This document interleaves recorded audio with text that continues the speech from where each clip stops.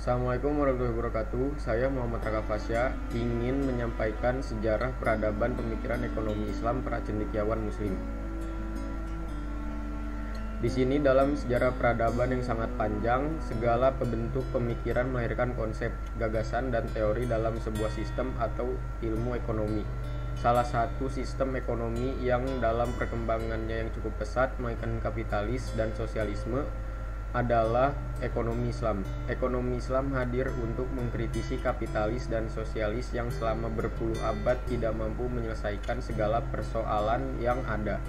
Ekonomi Islam pun tidak hanya sekedar opsi, tetapi juga solusi yang patut disyukuri. Ekonomi Islam dalam perkembangan tidak terlepas dari peran para pemikir-pemikir Muslim yang selalu melakukan pengkajian, pembaruan, dan ijtihad.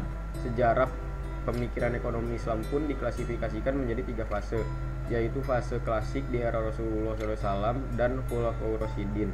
Kemudian fase kedua dan disebut fase transisi atau stagnasi di era dinasti-dinasti, dan terakhir di fase kontemporer yang berkembang pesat hingga saat ini.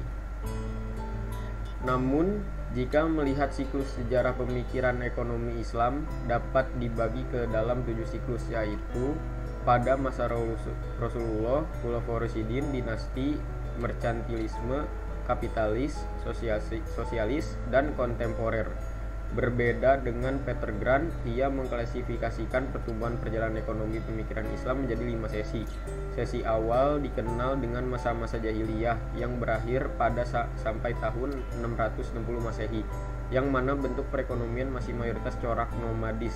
Sesi kedua pada 660 dan sampai 950 Masehi dikenal dengan masa negara yang memberikan upeti, di mana warga pada biasanya bergeser melalui kehidupan nomaden menuju bercocok tanam. Sesi ketiga kurang lebih pada tahun 950 sampai 1550 dikenal dengan masa negara pedagang yang memberi upeti, sebab kegiatan perekonomian pada masa tersebut didominasi dari kegiatan perdagangan.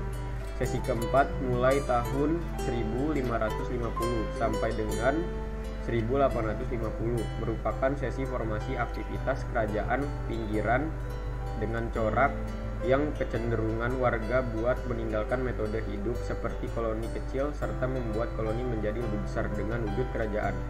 Sesi kelima mulai tahun 1850 sampai saat ini dikenal dengan sebutan masa kapitalisme pinggiran. Jika mengacu pada fase 1, pemikiran para ekonomi dan robbani dimulai semenjak Muhammad SAW diakui menjadi seorang rasul. Rasulullah SAW menghasilkan beberapa kebijakan menyangkut bermacam perihal berkaitan dengan permasalahan kemasyarakatan, tidak hanya permasalahan fikih maupun politik, pula permasalahan perniagaan ataupun ekonomi.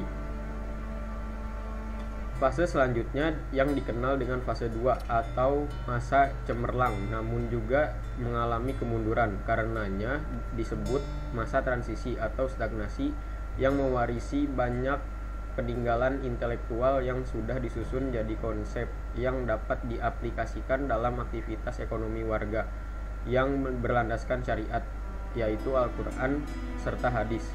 Fase ketiga yaitu fase kontemporer, yang dimana pemikir-pemikir Muslim sudah bermunculan kembali dan menghasilkan beberapa mazhab. Secara garis besar digolongkan menjadi 3 corak: mazhab akhir, as-sadr, mainstream, dan alternatif kritis.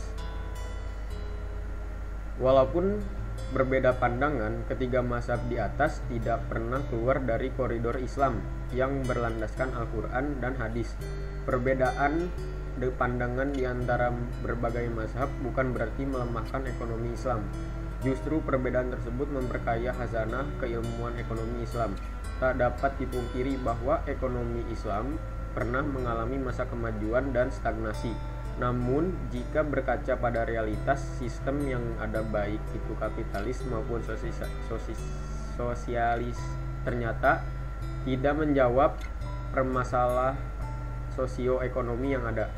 Karenanya, para pemikir ekonomi Islam kembali bercermin pada warisan agama Islam yang nyatanya pada memberikan solusi, bukan hanya sekedar opsi. Sekian dari saya. Mohon maaf apabila masih banyak kekurangannya. Assalamualaikum warahmatullahi wabarakatuh.